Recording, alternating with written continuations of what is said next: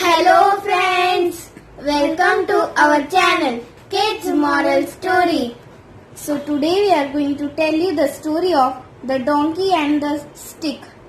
Ajji was on an outing with her daughter and daughter-in-law Sumati and Subhadra. Sumanti and Subhadra. One lived in Bangalore and other lived in Mumbai. They were returning the next day as they had used up all the leaves their offices had given. The children would remain at Shigao though with their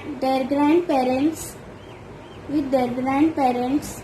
Everyone was looking forward to this stage of the holidays. The children, because there would be no parents telling them what to do, to Ajji's delicious food and to fun outings with Ajja. The grandparents too were looking forward to having the children to themselves the rest of the year. It was only the two of them in the house. As Ajji walked with the two younger women, they talked about how difficult it was for them to manage their office work and the children.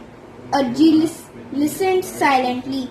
Then Sumati said, "But they are so good when they are with you, Amma. How do you manage them so well?" Subhadra nodded. "I have read so many books and articles to find out about this, but nothing works the way it is written in books." Now Ajji said, "Do not always go by what you read in books. Learn to use your life's experiences. Read between the lines." Then she grinned and said, "Otherwise, you will become like a people in the story about the donkey and the stick." Sumati and Subhadra forgot they were at the temple and clamored together. "What is this story?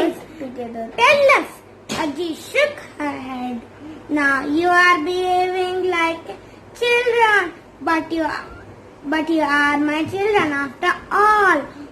All right, come on, join us at night. I will tell you today's story." That night, the two mothers were the first to appear to listen the stories.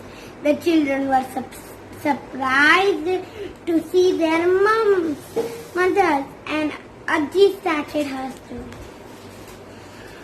Aruna Marg was a busy road and connected to a number of villages to each other, and many people, animals and cars used it every day. Walking along that road, a group of students discovered a rock which no one had bothered to look at many years. Look! Each other in excitement. "There is something written on the rock. What can it mean?" They called out their teachers. Then they examined the rock carefully. They found the markings were actually little drawings. One showed a stick and the other by a donkey. By now a large crowd had gathered around everyone. Everyone was puzzled.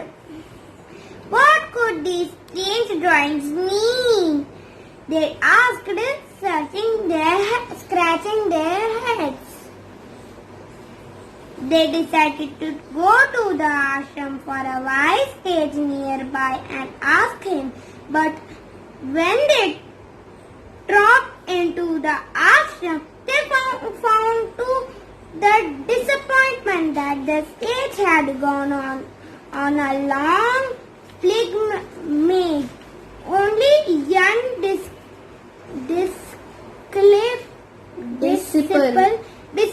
was there, looking after the cow and calf.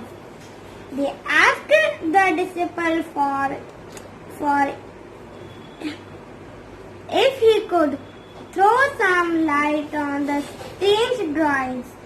Now this young man was not very bright, but like many foolish people, he loved to put on an air of learning and pretending to be very clever. He exclaimed, the drawing carefully and minutely. Then he proclaimed, "It's very simple. This is drawing of a magic stick. The man with the stick is the hero of this place. He died protecting his village. Continues that each person using this road must worship the rock and make an offering to it. Then one who was ignored it will become a donkey." The villagers were astonished to hear the strange explanation. But they were devout people, and on that very day they set up a shrine around the rock. They installed the foolish disciple as head priest in charge of taking offerings from passing travelers. The disciple was pleased with his brainwave. Of course, he did not know what the silly drawings meant, but he no longer had to run after calves and get kicked by angry cows. In the ashram, he could sit by the rock a whole day, taking his pick of the offerings to the rock and muttered a few mumbo jumbo prayers. His happiness lasted a few months till the wise old sage returned to the ashram. The old sage was annoyed to find the disciple missing and his beloved animals roaming around uncared for. Then he looked into the road distance and saw a large crowd gathered by the road. He went to insert it and found his missing disciple. There, looking happy and well fed, busy accepting offers for a rock. He stood watching for a while.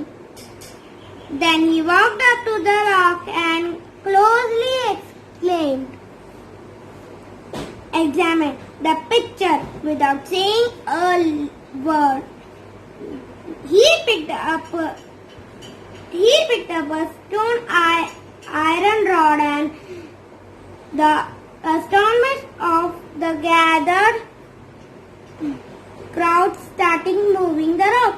Many came forward to help him, and when they had been able to move the rock, they found a pot filled with gold under it. The sage said to the people gathered around him, "The picture meant you had to move the rock. The picture meant you had to move the rock with an iron rod and find the hidden money. If you didn't, you were all like donkeys. You should not follow ritual and the words of others blindly. Think for yourself and understand why you are doing what you do. If you had Given this some thought, you would have recovered this treasure many months ago. Instead, you wasted your time and money taking offerings to a rock and helping this greedy disciple of mine to mine become fat and make fools of you. This treasure belongs to all of us. Let's use it to keep this road in good repair so everyone can use it and go about their work in peace. The villagers hung their heads in shame, for they realized how foolish they had been. As for the disciple, he had to clean the cowsheds for many months to atone for his greed. So friends, write in comments. Name the person who has lots of knowledge and wisdom. What is the meaning of disciple? The meaning of disciple is a person who believes in and follows the teachings of religions or political leaders. What is the meaning of Sage. sage? The meaning of sage is a very wise person, especially who has lots of wisdom and knowledge. So friends, subscribe to our channel, hit the notification bell and press the like button. Bye.